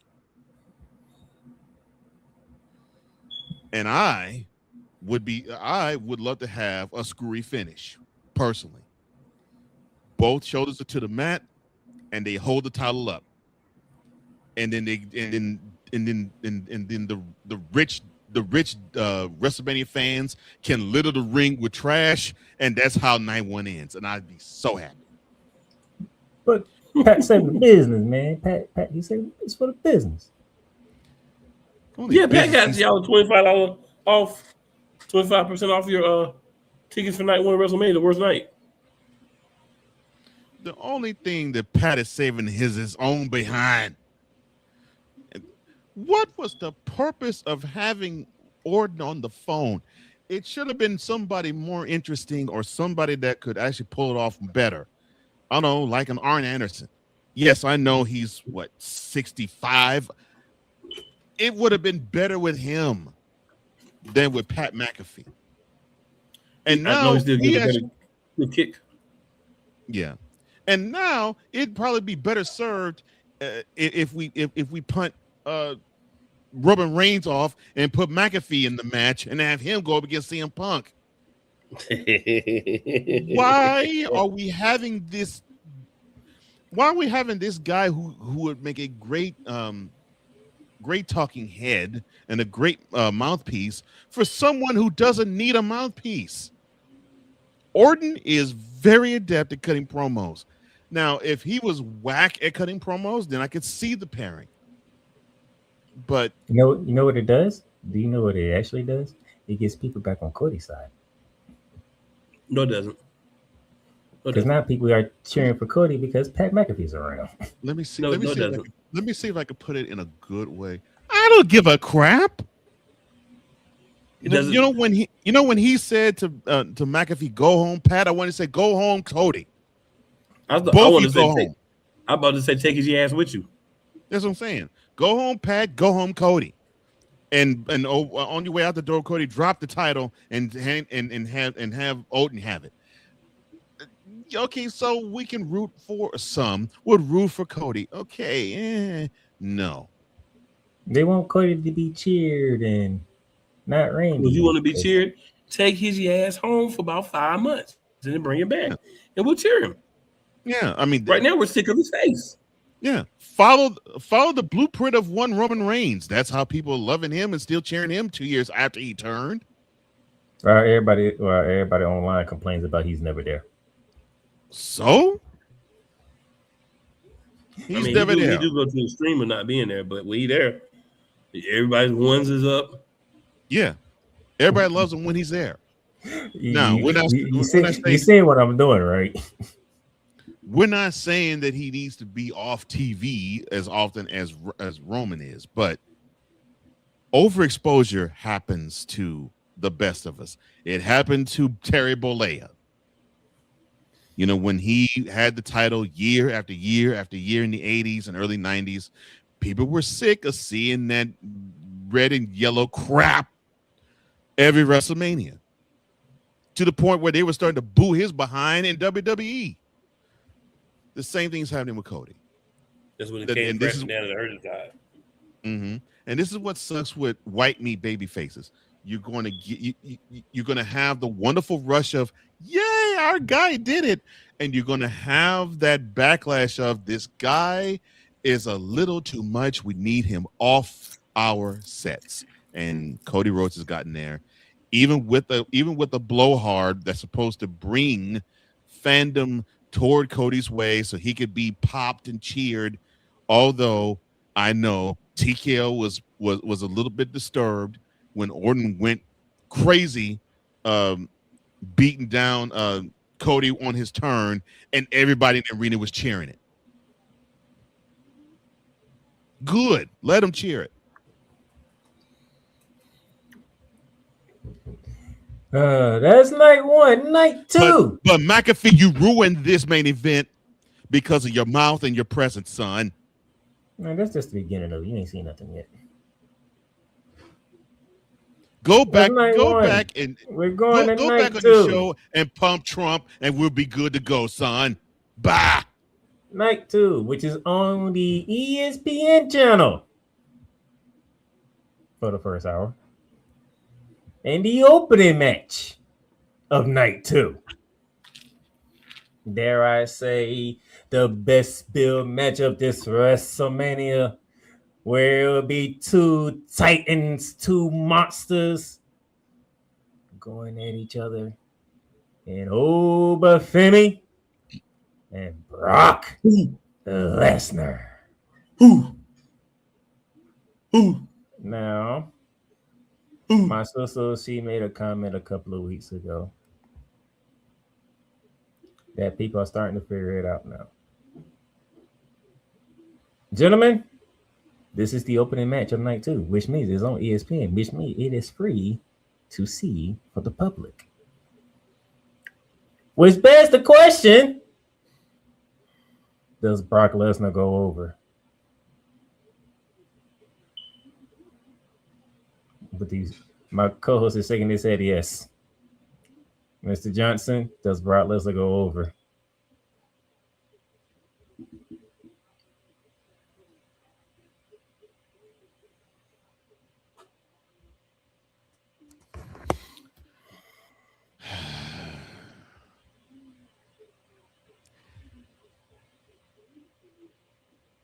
You want to know why I'm pissed off at WrestleMania 42? Why is this Oba Lesnar match on free TV? Because if you're gonna put it on ESPN, you better put a banger on ESPN. ESPN got to apologize for how trashy ESPN2 was night 1. If you're gonna use the main channel of ESPN, you better put on a banger to open that night. There's no way around it.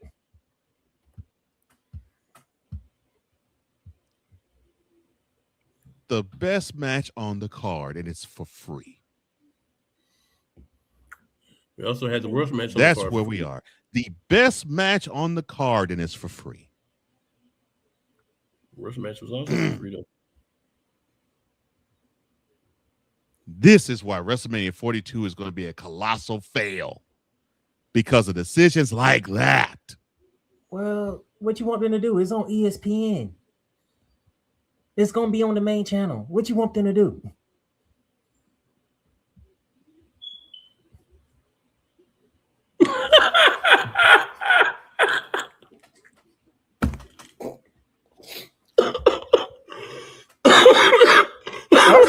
My son tells me the internet did that and not him. Yo. I think Even if that was because his internet, bro, that was perfect timing, bro. Cole, that was your internet, bro. Your internet is my dude. Where's mine? If that was you, I expect as much.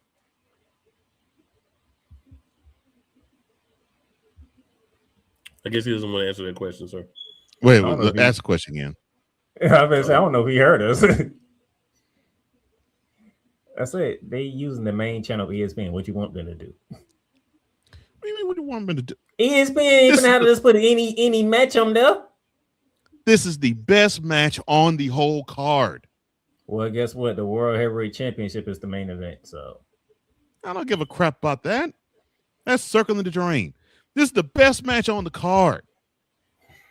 You could have thrown another whack match at the front of the card. Not on no ESPN channel for night 2.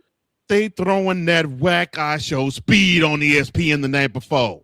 That's night 1 is on ESPN. You talking about the actual ESPN channel? And That's what I'm saying.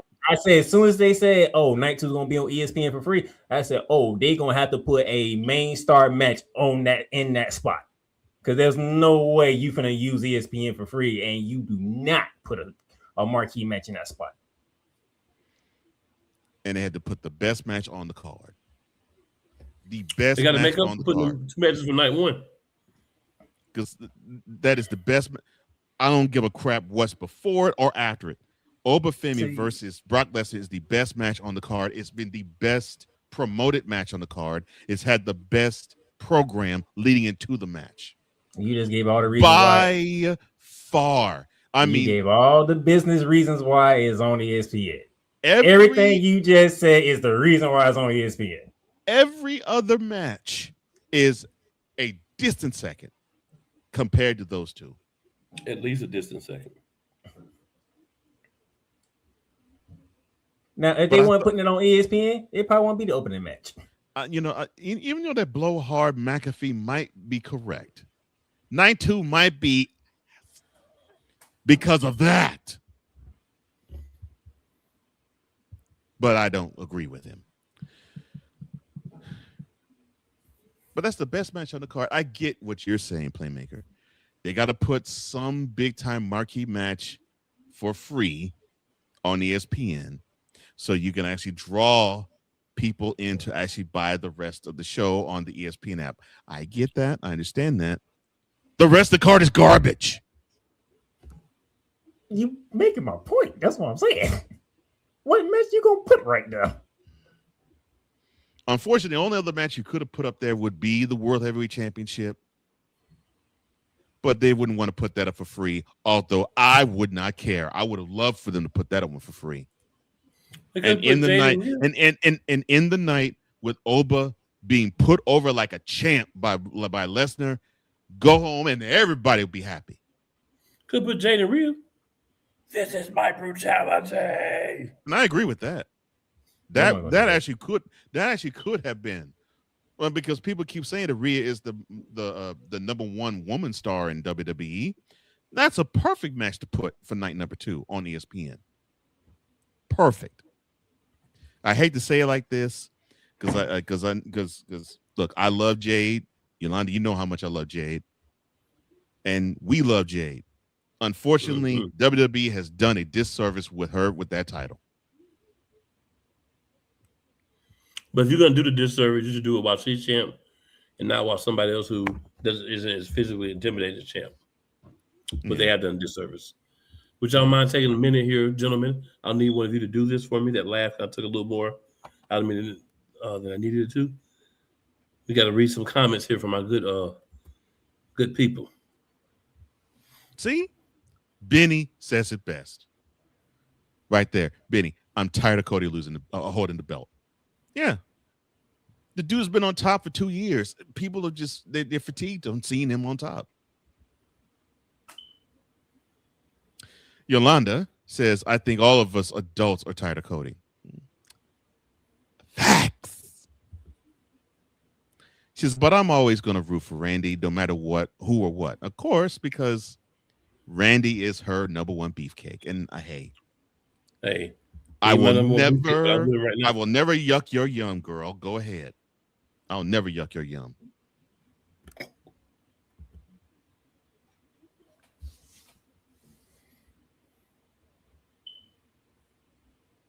She says, yeah, but don't like Pat interference either. But Randy wins. I think they should go with him. And I think they should go with him at least until SummerSlam with him with the title. That's what I believe.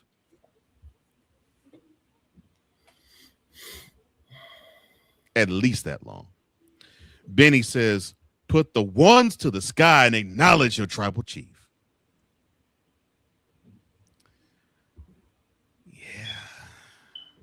This program has not done him any favors. Yolanda says, can't wait for that. Oh, bah. Oh, bah. Oh, bah. Oh, bah. Whoa. Whoa. Whoa.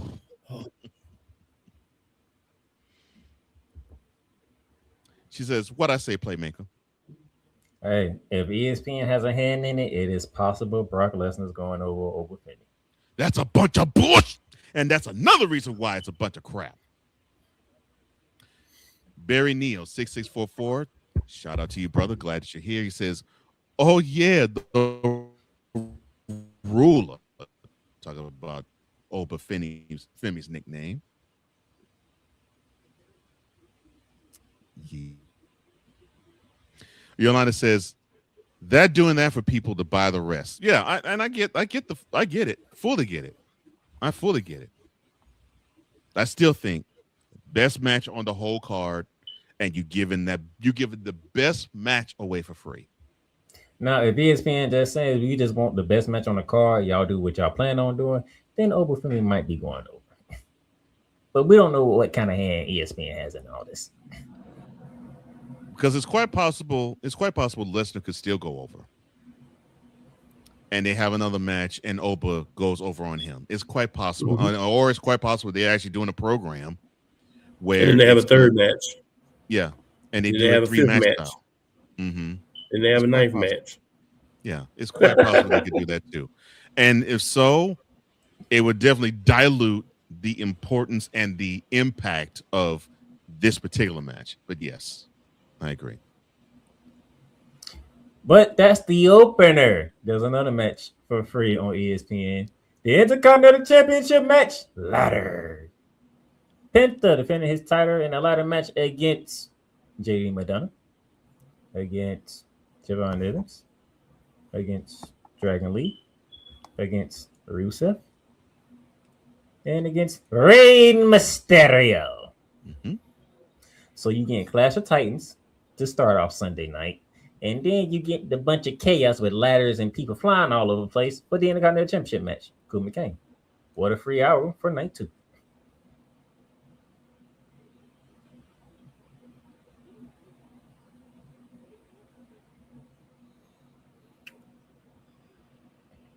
There's a lot of people in that match. I'm gonna be the slacker and just say Penta gonna keep the belt, but we're gonna get spot of Mania real quick.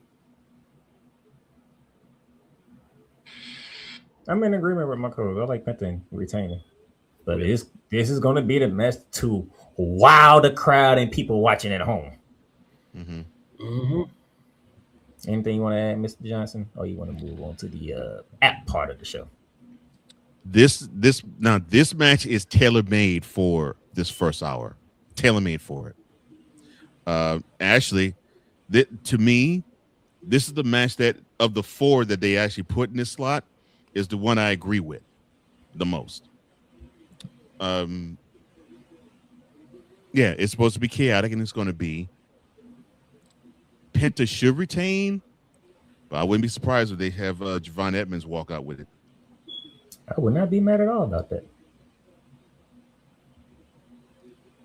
I won't be mad at all about that. All right, United States Championship, Sami Zayn versus Trick Williams. I'm gonna speak for all 3 of us. Whoop that Trick. That's it. You're talking about doing a double turn. Whoop that Trick. That's all we can. I think they're gonna perform a double turn in the match. Yes, I agree. Yeah, that works. I agree with that. Finn Balor versus. I think it's the only thing about the match. If it stays the same, the match is boring. But if they do a double turn and Trick wins, then that's a great opener for night 2. Finn Balor versus Dirty Dominic Mysterio. Correction. Demon Balor versus Dirty Dominic Mysterio.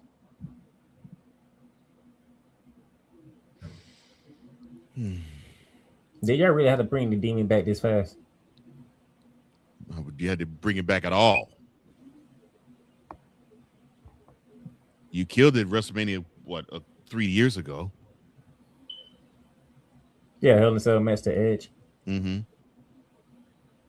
They didn't really have to bring the Demon back so goddamn fast. If he was gonna bring it back, it had to be fast. I'm like, damn, you bring him back for Mysterio? Okay. Because we don't know what shape JD McDonough gonna be in after that ladder match with the Intercontinental Championship. He might not be able to be out there for Dirty Dom. Probably not. But is Demon Balor coming back? Demon Balor's gonna win. He ain't losing to Dominic.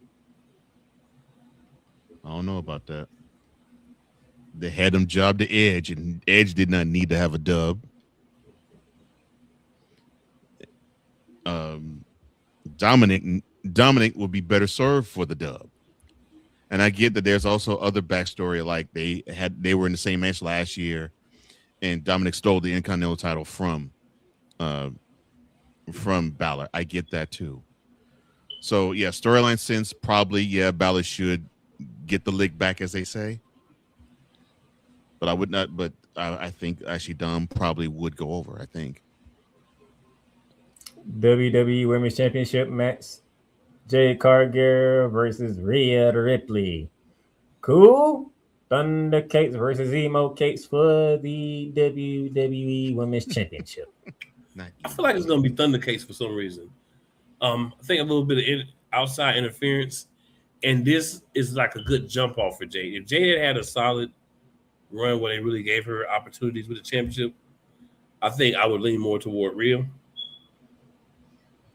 But I'm gonna go with Jade. He's rolling with Thunder Cakes. Here is where I have the issue. If you were going to have Jade roll with the crew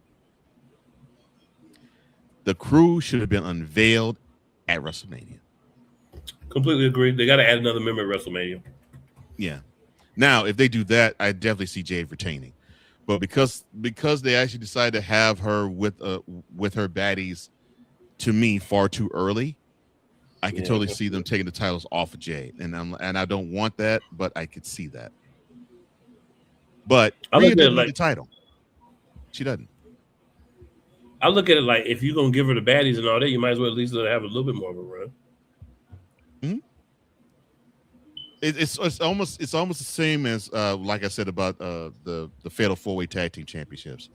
Mm-hmm. Storyline, it would be better served if Jade holds on to the title. But I would love to see another member be added because I would love to see her be so dominant in that division to where people are like, we're clamoring to have this title be taken off of you, but it's going to be difficult to do so. She needs to have that. And adding another member, cool, that's a perfect thing. I think that's what should happen.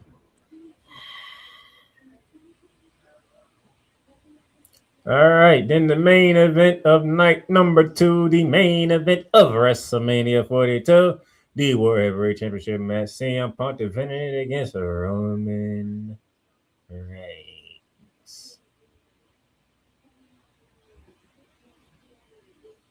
The best in the world versus the Tribal Chief.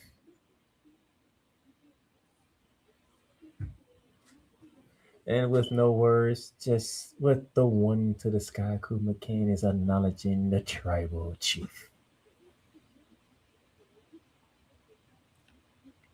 Ain't nothing to say. He has nothing to say. Do you have anything to say, Cole Johnson? It'll be brief. What point would it serve to have Punk retain?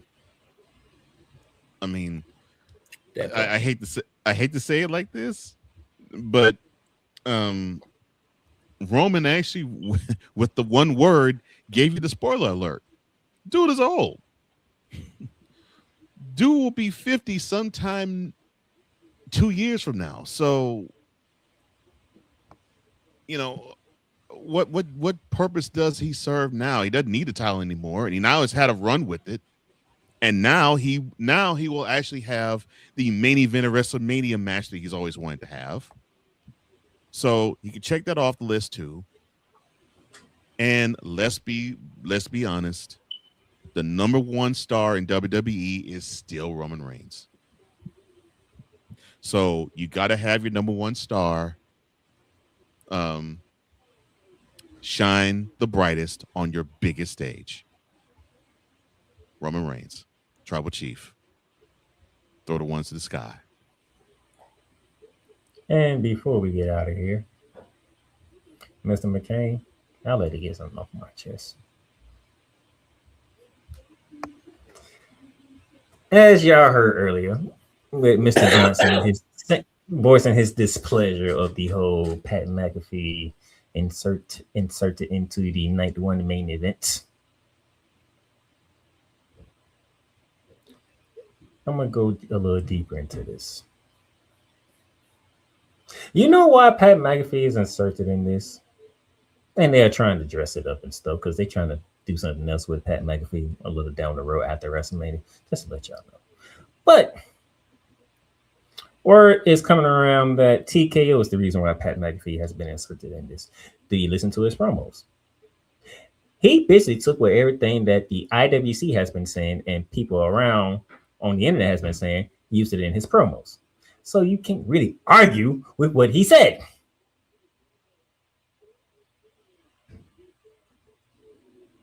Problem is, it was a line that CM Punk said to Roman Reigns the week after the Usos did what he did to him. They said, CM Punk looked at Roman and said, right message, wrong messenger. This is what the fans are doing with Pat McAfee. Right message, wrong messenger. Now, here's the interesting thing. Tickets are still available at WrestleMania 42, correct? Why is that, TKO? Why is tickets still available with WrestleMania right here? Of course, you know, my co-host would say, because the ticket prices are so high, people can't afford that. It's in Vegas, it's all that. That's y'all dumb fault. You know what problem you wouldn't have if you would have stayed in a certain place? You know all this would have went away if you would have stayed in a certain place. If your dummies would have stayed in New Orleans, you wouldn't have had this problem. If your dummies would have stayed in New Orleans, you wouldn't need Pat McAfee to be inserted in a main event of WrestleMania. If your dummies would have stayed in New Orleans, you wouldn't be worrying about ticket prices. You wouldn't be needing your world champion talking about once you lower down the price so all these families can go in a promo. It's supposed to be a pipe bomb. If you would have stayed in New Orleans, you wouldn't need Pat McAfee saying you get 25% off of night one ticket sales thanks to GMC Ram trucks. Until the end of the night on Monday. But you dummies, you greedy corporate dummies of TKO is the reason why you in the position now. Because if you just stayed your butt in New Orleans like you should have, you wouldn't have had this problem. WrestleMania would have been sold out probably at the beginning of the year. Because you know why? You think people don't want to go down to New Orleans and have a good time and eat some, go down to Bourbon Street, have a party and whatnot, and then enjoy WrestleMania at the same time? You did it to yourself. They've done it multiple times. You did it to yourself. And now you're trying to find ways to ticket sales. And then now you're making WWE superstars and Triple H doing shoot promos. Those of you who don't know what shoot promo is a real promo. It is not scripted. It's actually coming off the cuff. It's coming off for real. This is what they really feel. To gain more interest. But you know what you did, though? You did gain more interest. But guess what? You didn't gain the interest in the way that you thought. You want interest in attendance to WrestleMania. But what you did was you gained an interest for people to watch on the app. People are like, I'll watch it on the app. I ain't paying that much to go to see no Vegas to see this. No matter what y'all do, 25% off. Yay. 25% off a ticket. Would that be what? $800? If the tickets are $1,000, they'll be $750. If it's 25%. But guess what? $36 can get you night 1 and night 2 with no problem. Just one payment of $36. Just one. You get you night 1 and night 2. And everything else that comes with ESPN for a month. And Disney Plus. And Hulu. Well, just a quick down one insert. TKO destroyed the mystique of WrestleMania traveling every year because you made good money and you got greedy. So you've kind of diminished that in a lot of your people, a lot of the fans' mind. Like they went back to Las Vegas. Really, we could have went to New Orleans and then went back to Vegas. But the fact that you went to Vegas back-to-back years, that doesn't happen with WrestleMania. So you're destroying like a piece of what makes WrestleMania sacred. So great job in doing that as well, TKO, not understanding your market or your business. It's only happened once in the history of WrestleMania. They held WrestleManias 4 and 5 in Atlantic City. And you mentioned the reason why they haven't been back to Atlantic City since. WrestleMania 5 was, in terms of a gate, not as good as 4. Oh, so you mean to tell me if you go to the same place 2 years for something that's supposed to travel every year, year 2 is not going to be as good? What a revolutionary concept! And guess what? You know what? You know who I got that from? I got that from Bully Ray from Busted Open because he said it's a term. You don't burn out the town. Yeah. And guess what you're doing in the Las Vegas? You're burning it out. And this is the problem. People were thinking in TKO, well, we run boxing and MMA and we run most of our cars through Vegas. We could do the same thing for WWE. Different clientele and fan base. You can't do that. And now you're seeing why. And to my co-host's point, when y'all ruined the travel of WrestleMania, when you announced that WrestleMania was in New Orleans, people started making their plans right then and there. As soon as they know where WrestleMania is at, plans are already made. So when you switched it, people's like, I ain't doing jack to go to New Orleans again, to go to Vegas again. I was planning to go on New Orleans. And people were complaining about going to Vegas last year. And you got to realize this is some people's only vacation. This is their vacation. So if it's actually my vacation, I don't want to go to the same place 2 years in a row.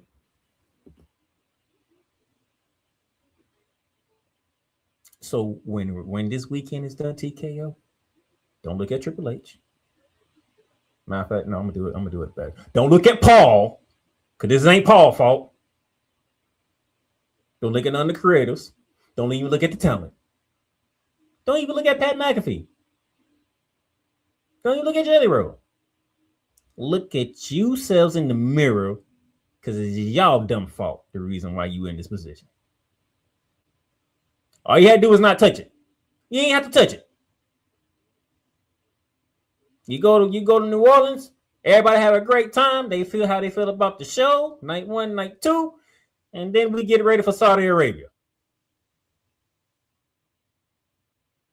But you had to touch it. What's the saying? If it ain't broke, don't fix it.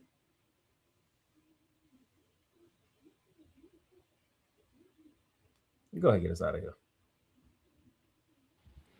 All right, good people. 2 quick things. First, I want to shout out our comments. So Yolanda says the fans do, but don't think Brock going to allow it. In regards to them losing. Yes, whoop that trick. I'm with you, Yolanda, with that. And then she says if she keeps the title, do something with her. Talking about Miss Cargill. She then chooses the tribal chief, puts her ones up. She also says, I know people is going, but not to WrestleMania, just the events around it. Because it's too much to go to the events. I'm glad you said it. One last thing. Cole Johnson, you get a kick out of price this. is too much. You know, you're going to get cut. You know what else TKO did? And I read this before we started the show. What other dumb decision did they do? Nightcap will be part of WrestleMania. They hard up for money. Good God. They are hard up for money. That's what they get. Shannon Sharp, Ocha will be in Vegas Thursday. They'll be doing the show Friday. They get to be one-on-one with The Undertaker at WWE Worlds. All about the money. That's what you dumb get.